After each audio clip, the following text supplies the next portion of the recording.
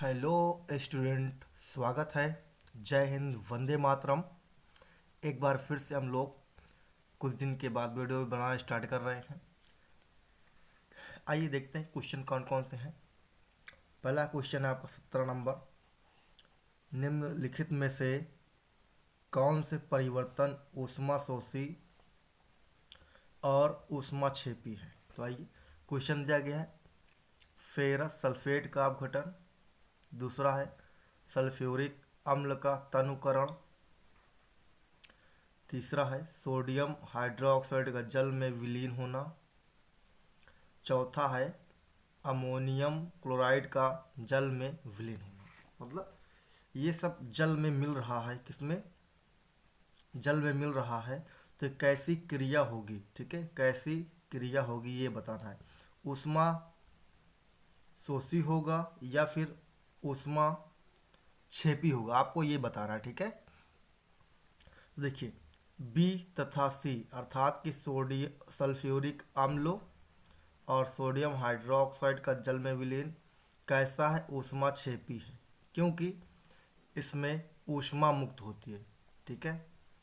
क्यों ऊष्माक्षेपी है? क्योंकि ये ऊष्मा मुक्त है, ठीक है।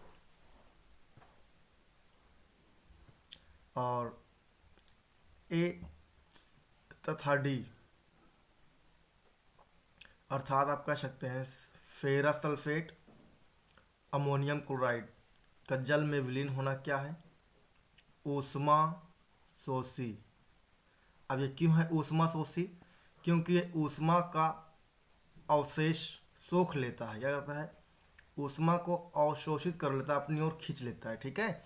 इसलिए क्या हो जाएगा? ऊष्मा अवशोषित। चलिए दूसरा क्वेश्चन।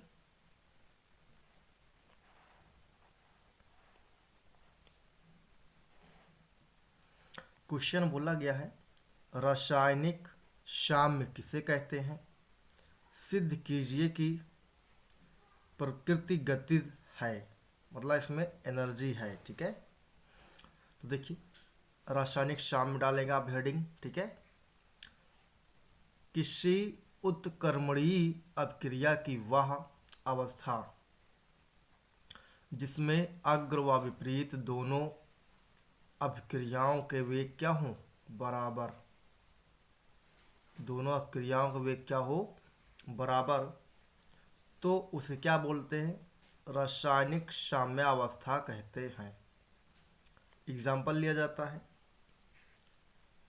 CdCl2 अर्थात कैडमियम क्लोराइड। क्या है? Cadmium chloride plus H2S hydrogen sulphide. ये एरो है, रिवर्सेबल अर्थात रासायनिक साम्य है। जब ये क्रिया करते हैं तो क्या बनता है?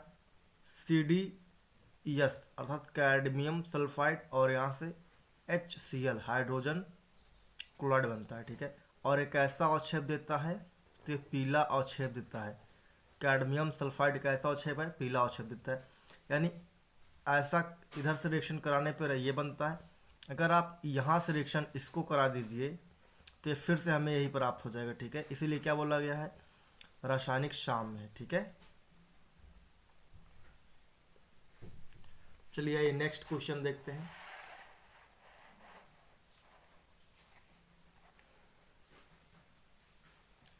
क्वेश्चन है आपका उत्क्रमणीय और अनुत्क्रमणीय अभिक्रियाओं में अंतर बताना, ठीक है।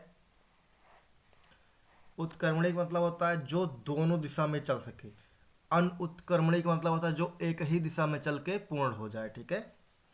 तो यहाँ डालेंगे, ऐसे बॉक्स बना लेंगे उत्क्रमणीय क्रियाएं और यहाँ डालेंगे अनुत्क्रमणीय क्रियाएं।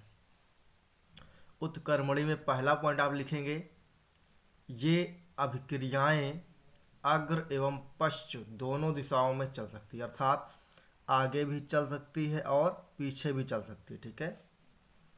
ये अभिक्रियाएं एक ही दिशा में चलती हैं। अगर सीधा जा रहा सीधा जाएगा, अगर इधर से जा रहा तो इधर जाएगा, अपनी गति को, अपनी दिशा को चेंज नहीं करेगा, ठीक है बच्चों।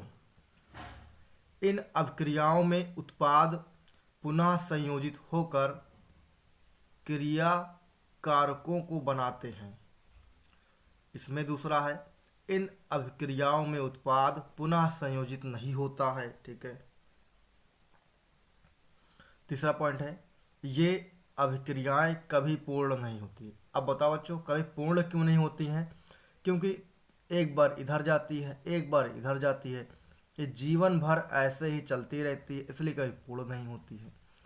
तीसरा पॉइंट है, अनुत्क्रमणी में ये अभिक्रियाएं पूर्णता को प्राप्त होती है। अब मान लीजिए यहाँ पास इसका लक्ष्य है, ठीक है, अब ये ऐसे से चल रही है तो कभी ना कभी तो यहाँ पहुँच ही जाएगी। जब पहुँच जाएगी तो क्या हो जाएगी? अभिक्रिया कंप्लीट हो जाएगी। ठीक है। इसका रिएक्शन भी दिया गया, देखिए PCl5 रिवर्सिबल एरो, गर्म करने पर तो क्या बनेगा? PCl3 और प्लस Cl2। ठीक है। और इसको जब पुनः कराएंगे इधर से रिएक्शन, ठंडा करेंगे क्या बनेगा? PCl5 बन जाएगा। ठीक है। यहाँ देखिए कैल्शियम कार्बोनेट है, इसको गर्म किया जाएगा, क्या बनेगा? कैल्शियम ऑक्साइड बनेगा और कार्बन डाइऑक्साइड। अब इसे दोबारा रिएक्शन नहीं कराया जा सकता। ठीक है। क्योंकि कार्बन डाइऑक्साइड गैस भैया उड़ जाती है, जब उड़ जाएगी तो कहाँ से लाओगे? ठीक है।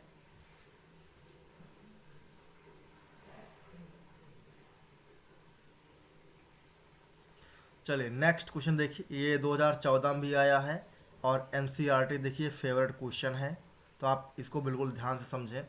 कह रहा तेल एवं वसायुक्त खाद्य पदार्थों को नाइट्रोजन से प्रभावित क्यों किया जाता है? तो आइए समझते हैं क्यों किया जाता है। क्योंकि तेल व वसायुक्त खाद्य पदार्थ ऑक्सीजन के साथ मिलकर विकृत गंधिता उत्पन्न करते हैं, विकृत गंधिता उत्पन्न करते हैं, जबकि नाइट्रोजन ऐसा नहीं कर पाता। अतः चिप्स आदि बनाने वाले चिप्स की थैली में नाइट्रोजन गैस भरकर वायुरोधी कर देते हैं, ताकि थैली में कोई भी ऑक्सीजन ना हो और खाद्य सामग्री का ऑक्सीकरण ना हो। ठीक है। जिस कारण विकृत गंधिता नहीं होता है, विकृत गंधिता नहीं होता है।